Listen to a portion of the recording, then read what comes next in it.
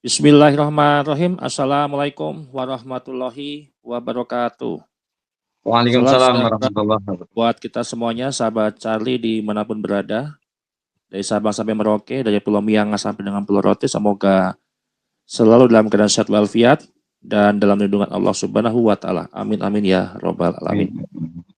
Ya baik, pemirsa, kita pada podcast kita pada hari ini kita akan diskusi dan ngobrol dengan kuasa hukum daripada Gus Tom dan Gus Puja yang memang sekarang ini sudah melalui tahapan kedua sidang perkara, dan di hadapan kita semua hari ini teman-teman di studio secara virtual kuasa hukum daripada Gus Tom yaitu Gus Ainun Naim. Ya, assalamualaikum Gus. Waalaikumsalam warahmatullahi wabarakatuh. Siap, Oke. Bang Ya, Charlie. kita mau ini Gus, informasi untuk sidang pertama dan sidang kedua yang dimana sudah berlangsung kemarin hari, bahkan saya sampai kelewat juga ini tidak mengikuti perkembangannya. Dan kali ini kasus Winongan yang sedang digelar perkara di Pengadilan Negeri Bangil ya, Gus ya kalau tidak salah ya, sudah naik level, bukan lagi konflik sosial, tapi konflik hukum dan nurani publik.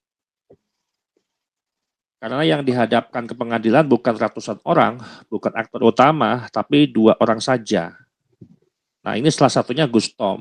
Dan inilah yang membuat kuasa hukum daripada Gus Tom menyebut dengan terang, kalau tidak salah kemarin pernyataan daripada Gus Naim, dakwaan ini kabur, kurang pihak, dan menjadikan 2 orang sebagai tumbal. Nah ini bagaimana Gus Naim mungkin menceritakan terlebih dahulu 1-2 perkara yang sidang yang kemarin sudah berlanjut di pengadilan negeri. Monggo, silakan Gus. Ya, terima kasih. Pertama perkenalkan saya Ainun Naim Ma'rifatullah. Ya, kebetulan dari tingkat persidangan dari pra peradilan hingga hari ini kami masih dipercaya dan ditunjuk sebagai tim advokatnya. Doakan kami selalu bisa istiqomah. Ya, pertama itu dan jauh dari kepentingan-kepentingan yang merusak perjuangan baik secara privasi atau individu maupun secara umum. Ya, itu yang pertama. Penting ini doanya Bang. Ya, jadi semoga jauh dari hal-hal yang terjelek lah bahasanya itu. Amin ya Baik, terima kasih. Untuk kami bisa sampaikan bahwa sidang pertama yaitu digelar pada hari Senin, kalau tanggal 5 Januari tahun 2026. Ya, kebetulan kami datang itu berlima dari kuasa hukum Gus Tom dan Gus Puja. Salah satunya adalah Naim saya, yang kedua ada Bambang Wahyu Widodo, yang ketiga adalah Aswin Amirullah, keempat itu Raden Dardak Syahrizal dari Blora, yang kelima itu adalah Mbak Yunita Mitrolina itu. Nah, di sidang perkara pertama, di hari pertama itu tanggal 5 Januari atau hari Senin itu benar, itu merupakan sidang penyampaian dakwaan oleh pihak kejaksaan, di mana pihak kejaksaan menyampaikan dakwaannya terkait perusakan bangunan cungkup yang ada di Winongan Kidul itu, ya, yang dengan delik atau pasal 170, ya, contoh 179, dan ditambah dengan adanya pasal 55 turut serta. Nah, dari beberapa hal juga kami juga telah melihat beberapa hal di BAP ini, ya. Ini kami melihat banyak kejanggalan ternyata ini. Ini dari kami juga akhirnya kami sampaikan, ini harus kita aksepsi kalau gitu.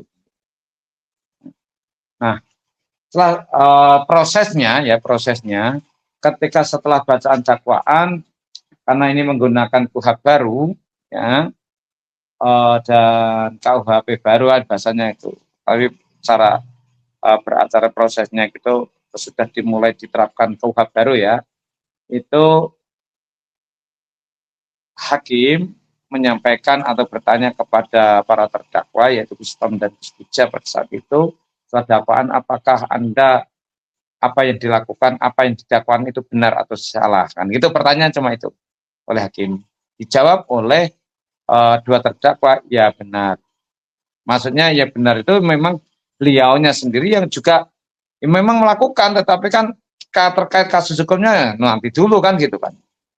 Telah melakukan kegiatan-kegiatan di luar yuridis kalau kita pandang karena Bustom dan Gus Puja itu kan orang awam ya kan, tidak pandai hukum juga kan, tidak terkait masalah hukum beliau masih tidak bisa kan, bukan ahlinya kan, maka dijawab iya. Oke. Nah setelah itu juga kami menyampaikan eksepsi kepada yang mulia hakim itu, akhirnya juga diberi kesempatan boleh silakan nanti buat eksepsinya sampaikan di sidang berikutnya. Nah akhirnya karena menurut KUHP bahwa ini sudah ada pengakuan, artinya sidang ini harusnya dipersingkat atau PS, persidangan singkat. Tetapi karena banyaknya pertimbangannya si hakim atau hakim itu melihat mempertimbangkan banyaknya saksi yang tercatut dalam BAP ini, maka kayaknya tidak mungkin kalau persidangan singkat. Sehingga dilakukan sidangan biasa, seperti biasa. Akan tetapi agak dipercepat dengan cara apa? Kalau lumrahnya 1 minggu sekali, ya kan? Ini seminggu 2 kali, yaitu ditetapkan hari Senin dan hari Kamis. Oke, kami setujui, dan kemudian di hari Kamis atau tanggal 9 ya kalau tidak salah, ya tanggal 9 atau 8, tanggal 8 Januari 2026 kita mengikuti sidang kedua, yaitu pembacaan eksepsi. Sebagaimana apa yang kami lihat, kami ketahui, kami pahami dari hasil dakwaan dan juga dari hasil BAP-nya ya. Itu kami lihat, kita baca itu semua.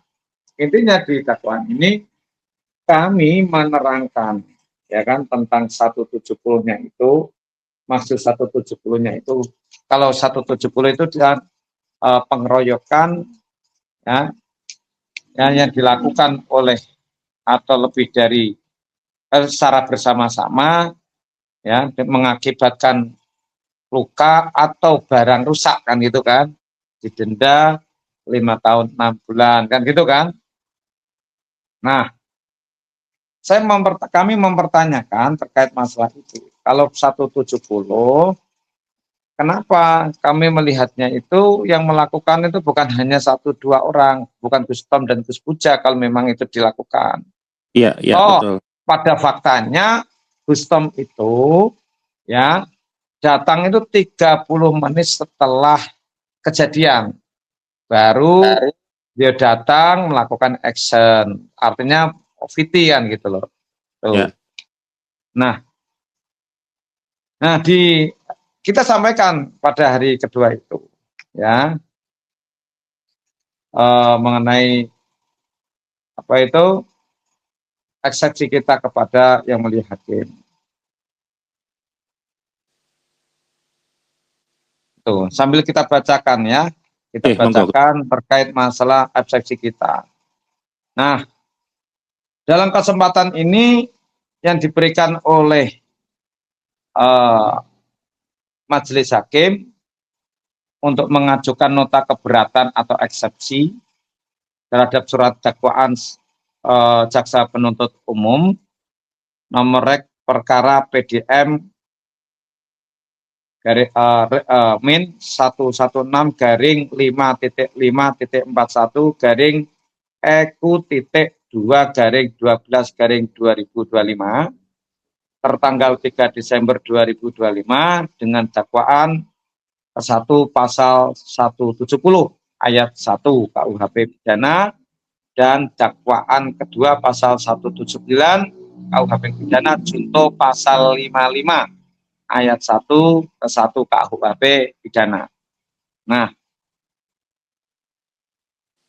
bahwa peradilan pidana itu harus dilaksanakan dengan menjunjung tinggi tentunya kan tentang hak asasi manusia dan kepastian hukum sebagaimana diamanatkan Undang-Undang Nomor 20 Tahun 2025 tentang Kitab Undang-Undang Hukum Acara Pidana Baru. Nah, ini. Nah, surat dakwaan adalah dasar pemeriksaan persidangan yang harus memenuhi syarat material secara tegas. Nah, kami melihat di dakwaan di dakwaan jaksa itu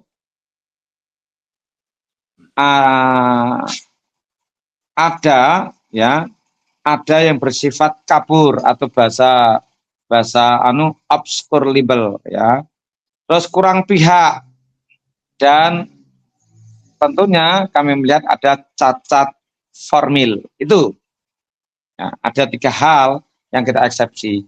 Obscure libel atau kabur, kurang pihak atau prioritas konsorsium, dan cacat formil. Gitu Bang Charlie.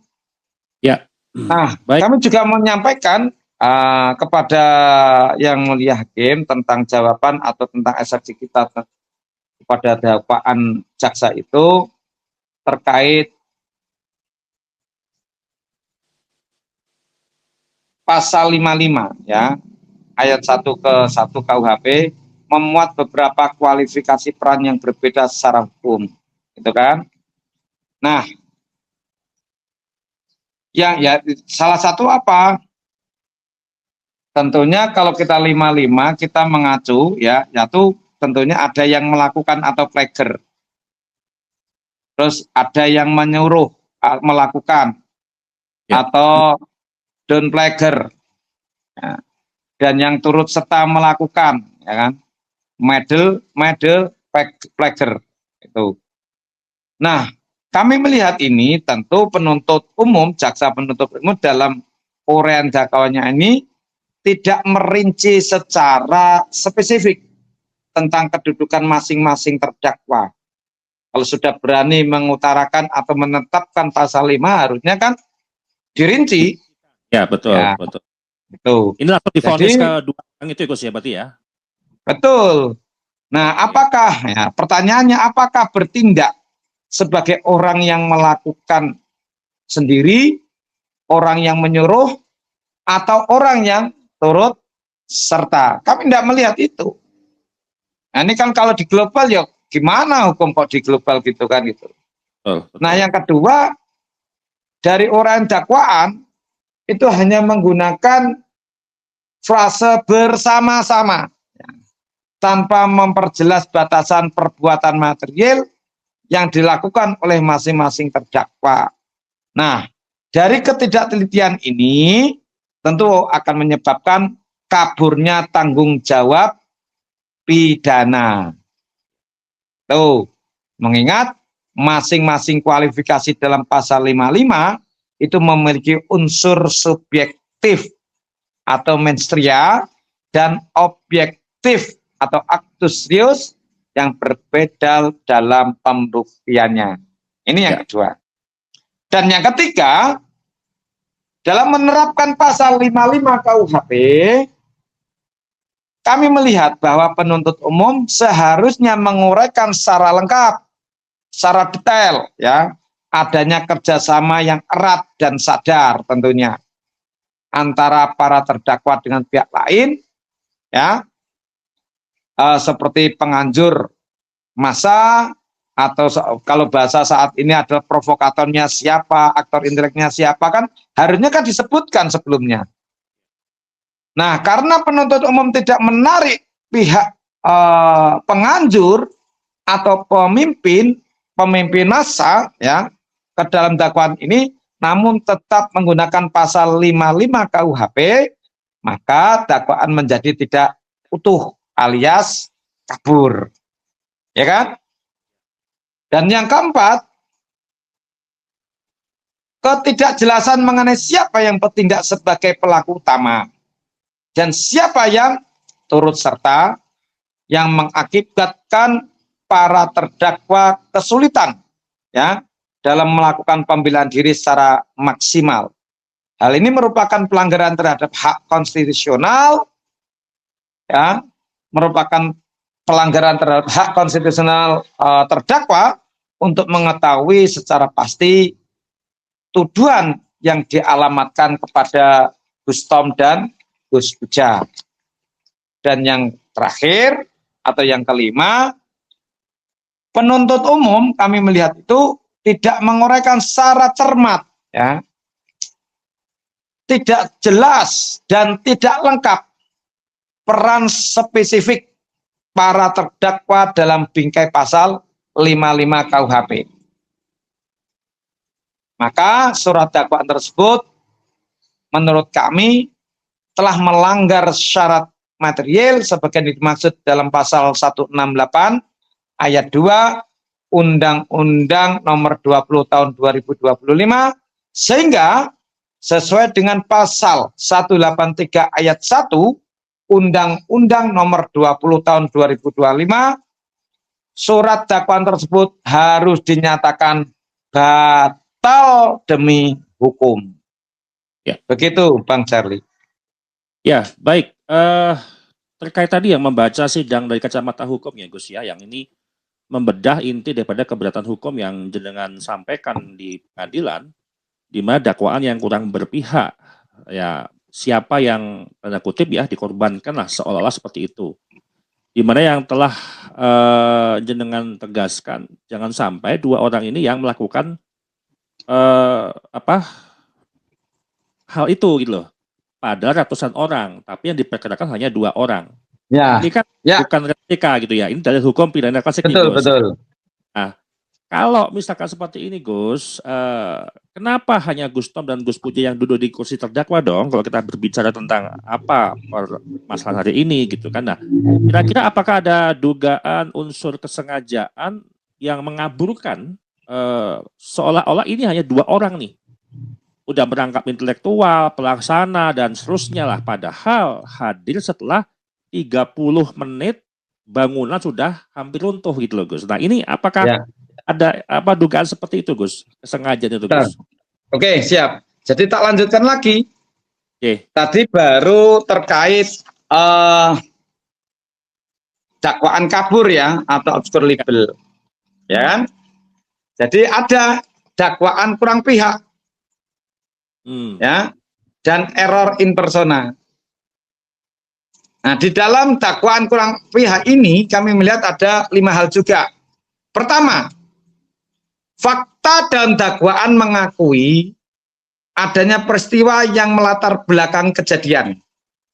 Ya, yakni orasi oleh seorang Gus yang bernama Huda mengenai status izin bangunan dan orasi dari kepala desa Winongan Kidul yang menyatakan bangunan makam tidak memiliki izin. Kedua tokoh inilah yang menciptakan reaksi massa yang luar biasa pada saat itu. Itu yang pertama. Yang kedua, sangat tidak adil jika beban pidananya dijatuhkan kepada para terdakwa. Nah, sementara pihak yang memimpin massa dan pihak yang menyerukan yel-yel lagu oh ya bongkar ya.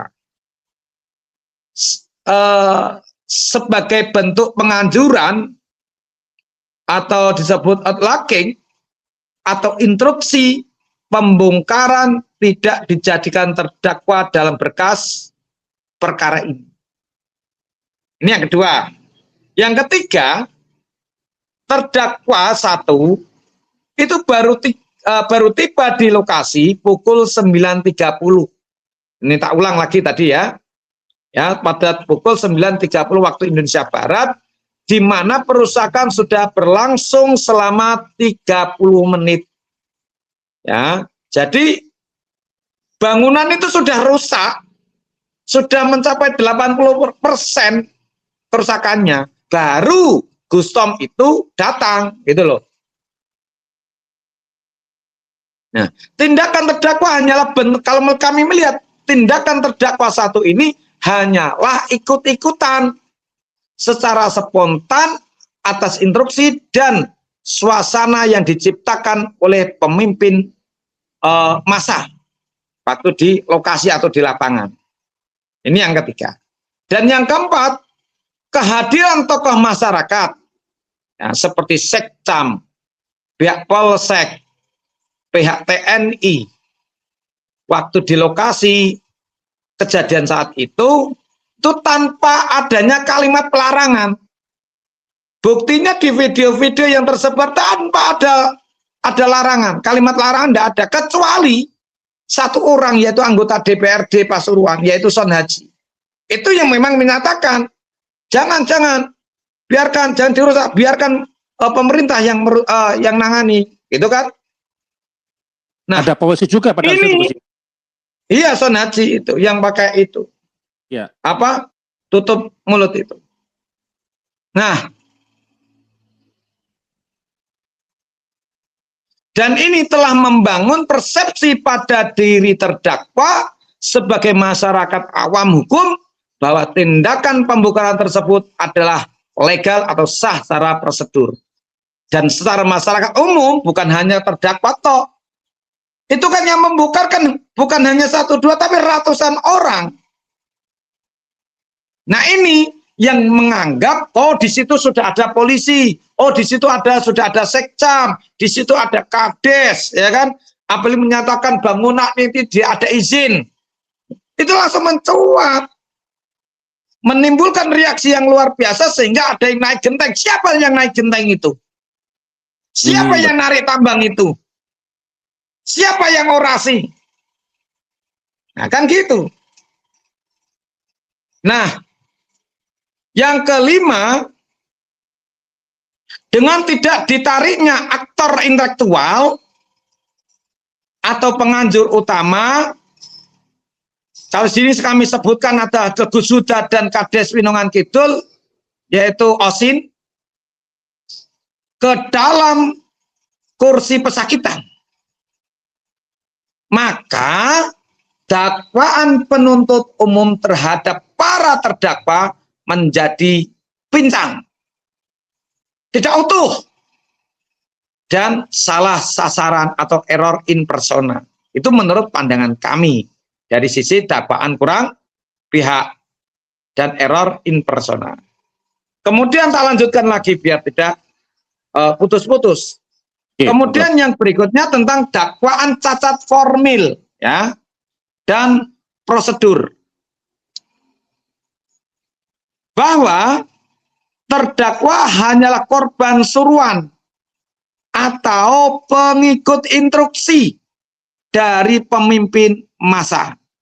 Oleh karena itu, tentu tidak ada pihak berwenang di lokasi yang melarang aksi tersebut saat kejadian. Ya, jadi dua orang tersebut hanya ikut-ikutan karena tidak ada pelarangan pada saat itu kan gitu. Maka penetapan hanya kepada dua terdakwa ini menjadikan surat dakwaan JPU menurut kami cacat formil dan cacat prosedur karena tidak memenuhi unsur ketelitian dan keutuhan perkara sesuai UH. Ini tidak main-main ini. Begitu, Bang Charlie. Ya, baik Gus. Ini kita melihat di pasal 170 yang dijadikan alatnya Gus ya untuk bagaimana dihitung sama jenengan kesalahan penerapan ya. Yang dimana pasal ini kan mensyaratkan satu kekerasan aktif dilakukan bersama-sama terhadap orang atau barang gitu kan. Nah yang dimasalahkan tadi barang yang dituduhkan kan sudah jadi puing nih Gus. Tidak ada aktif di aksi yang Gus Tom lakukan dari bangunan utuh kemudian sampai menjadi 80% hancur gitu ya. Tidak ada perintah, provokasi atau mobilisasi. Nah, apakah puing itu juga bisa disebut bangunan utuh, Gus, dalam pasal 170 ini, Gus? Atau seperti apa? Artinya, makanya kalau Gus Tom, kalau saya melihat itu kan beliau hanya ikut-ikutan. Makanya kita katakan itu cacat hukum. Itu loh. Artinya apa? Di balik Gus Tom dan Gus Puja ini tentu ada orang-orang lain, pelaku utamanya. Kan itu kan ratusan orang. Coba bayangkan, ketika ada ratusan orang, ya, terus sudah pembongkarannya itu sudah mencapai 80%, ya kan? Kemudian Gus Tom ini tuh tiba, apakah ini bisa dikatakan sebagai pelaku? Aktor utamanya. Ya kan? Dia datang atas undangan loh itu. Itu Bang. Jadi tidak bisa dong dikatakan kalau saya melihat itu kurang pihak. Ya. Oh, yang melakukan itu banyak orang, ratusan orang kami melihat. Ada pejabatnya juga, ada tokoh-tokohnya, dan ada warga masyarakat. Coba itu di videonya diulang, diputar bolak-balik itu. Ada yang melorotkan genteng. Pada melorotkan genteng, apakah Gus Tom ada di sana? Tidak, belum ada itu. Itu sudah genteng sudah runtuh semua. Berarti nggak menyebut spesifik ini, Gus ya? Tembok kecil itu. Gimana, Bang? Nggak menyebut spesifik di dalam tuntutan jaksa itu ada pejabatnya, ada DPR-nya atau apa itu nggak ada, Gus ya memang? Tidak ada. Justru terkesan pada saat ini ada salah satu saksi yang melindungi aktor utamanya. Saya melihatnya itu. Ada apa ini? Kalau penyidik jeli harusnya kan menggunakan hukum sebab akibat kan. Kan ada akibat seperti ini kan ada sebab. Kan tidak mungkin tiba-tiba pertemuan satu kali langsung melakukan aksi, kan tidak mungkin, Bang. Betul. Pasti ini juga terencana kalau memang itu dianggap sebuah perusakan yang melanggar hukum. Baik. Nah, artinya apa, Bang? Ya, artinya apa? Di dalam hal ini pikirkan itu nyawa. Di balik dua terdakwa itu banyak nyawa-nyawa yang ada di bawah pangkuannya, di bawah perlindungannya. Ada anak istri. Betul. Wahai penegak hukum, saya berpesan. Junjung kebenaran, junjung keadilan.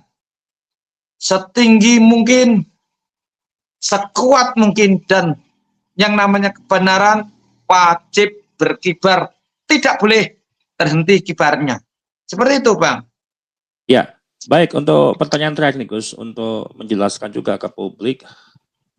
Kalau kita melihat kondisi sekarang gitu ya, ketika hukum itu memilih sedikit terdakwa dari banyak pelaku yang tidak pernah disebutkan dalam tuntutan jaksa, maka hukum itu tidak lagi netral, itu menurut saya.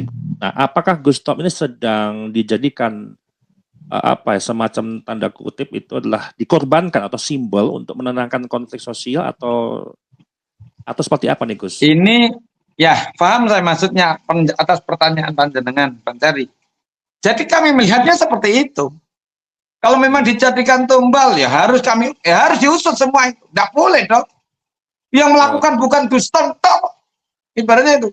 Kalau mau meneliti di rekaman atau jejak digital itu sangat ketara, sangat jelas siapa pelakunya. Kan gitu kan? Betul. Benar kan? Oh ya. Jejak digital itu tidak bisa dipungkiri, tidak bisa dikhianati lah. Kalau memang merasa kesulitan, panggil itu semua itu. Masa kepala desa, andai kata benar kepala desa itu, ini siapa ini? Ini siapa? Panggil Huda, panggil kadesnya, panggil orang-orang yang terlibat di situ. Ini siapa? Gambar foto siapa ini? Kan begitu. Betul. Nah, ini kembali pada awal, tanggapan atas pengakuan para terdakwa yang kemarin ditanya oleh majelis hakim ya. Kami melihat ada 4 hal. Pertama, pengakuan para terdakwa tersebut harus dilihat sebagai pengakuan orang awam hukum, ya, yang jujur mengakui tentang keberadaan mereka di lokasi kejadian dan adanya tindakan fisik. Ya benar dia sangat dan melakukan gitu loh, meski imbok-imbok, ya, mesti bahasa hukumnya ikut-ikutan itu.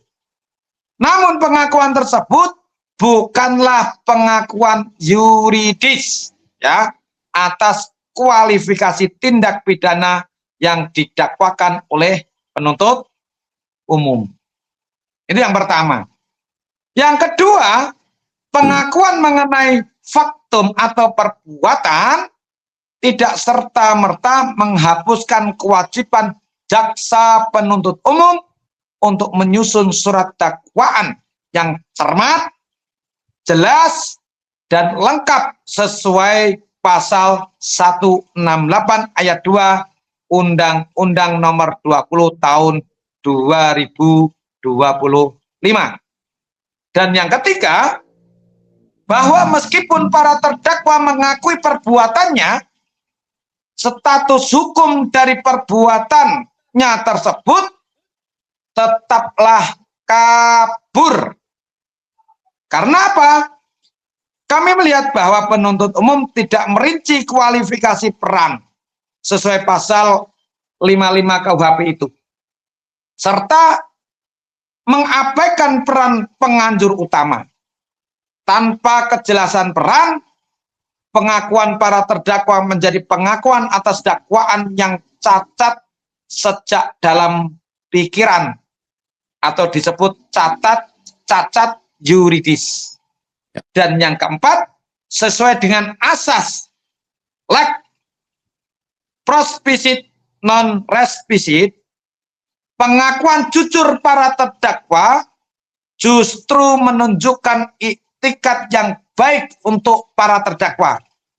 Namun hal ini tidak boleh dijadikan alasan untuk membenarkan surat dakwaan yang disusun secara tidak cermat atau obskur libel. Keadilan tentunya tidak boleh ditegakkan dengan cara melanggar hukum acara yang berlaku. Begitu Bang Charlie.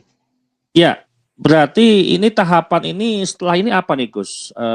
Masih ada sidang tahapan lagi? Nah, apa? Setelah pembacaan eksepsi tentu ada tanggapan eksepsi dari pihak kejaksaan. Nah ini kemarin itu hari Senin itu pembacaan dakwaan, Selasa, Rabu, Kamis itu eksepsi, ya kan? Setelah eksepsi berarti Jumat, Sabtu, Ahad, Senin kan gitu tanggapan. Ini pihak penuntut umum atau jaksa penuntut umum ini minta diundur. Dikatakan alasannya adalah waktunya terlalu mepet. Nah, itu sudah sesuai prosedur ya kalau emang itu iya, akhirnya kami mengatakan mohon maaf yang mulia, kami semua keberatan ya atas permohonan jaksa penuntut umum minta ya tanggapan eksepsi ini diundur. Jadi kami meminta sesuai jadwal yang sudah dijadwalkan yaitu hari Senin. Gitu. Ya, betul. Berarti Senin besok ini ada sidang lanjutan lagi ya Gus ya?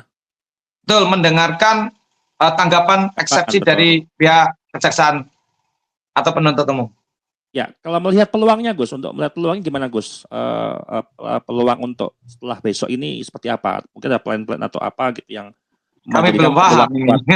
belum juga gitu. Tentunya ya. Kalau penuntut umum akan membela isi dakwaan sesuai dengan apa yang menjadi tugas pokoknya.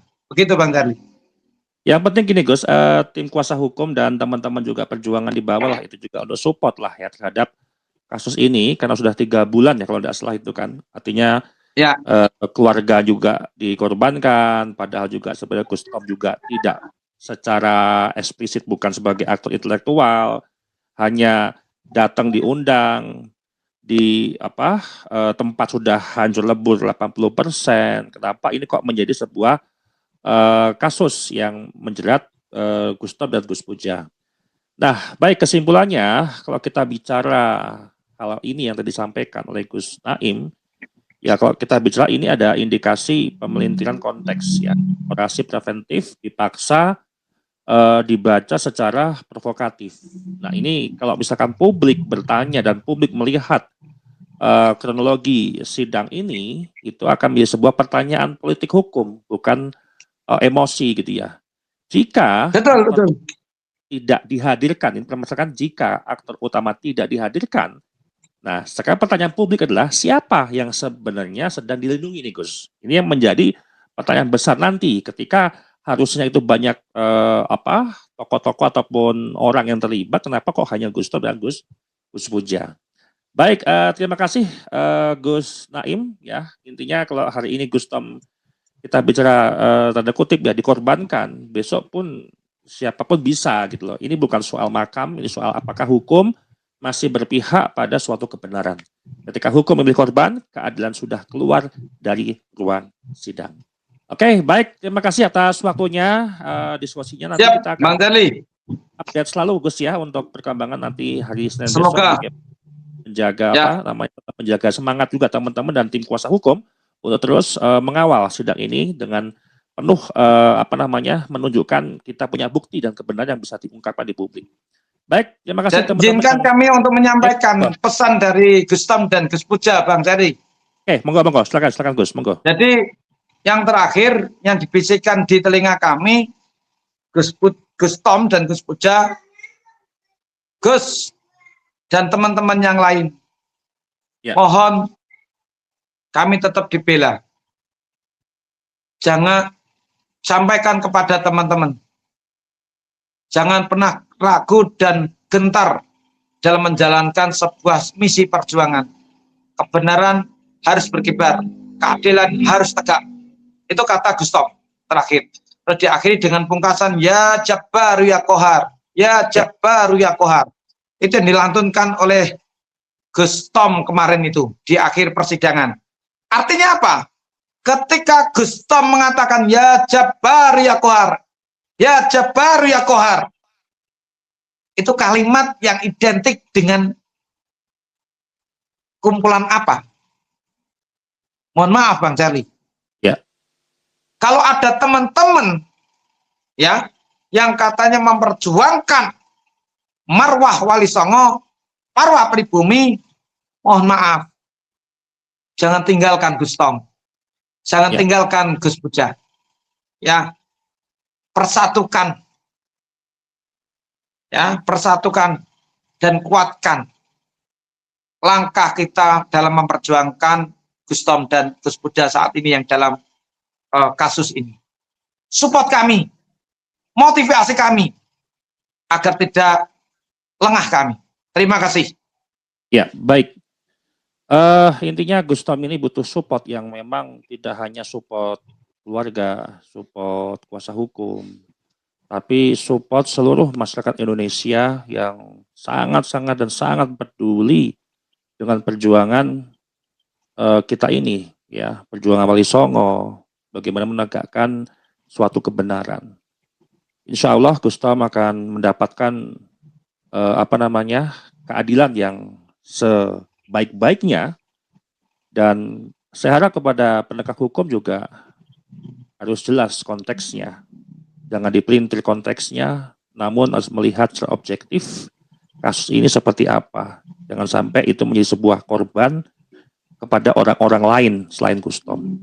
Ya, baik, terima kasih teman-teman, kita akan kembali lagi di episode-episode berikutnya. Ya, terima kasih Bang Charlie. Terima kasih. Doakan kami selalu istiqomah dan jauh dari kepentingan yang merusak organisasi dan perjuangan. Wallahu muwaffiq ila aqwamit thoriq. Assalamualaikum warahmatullahi wabarakatuh. Waalaikumsalam warahmatullahi wabarakatuh. Ya, kata saya ucapkan wassalamualaikum warahmatullahi wabarakatuh.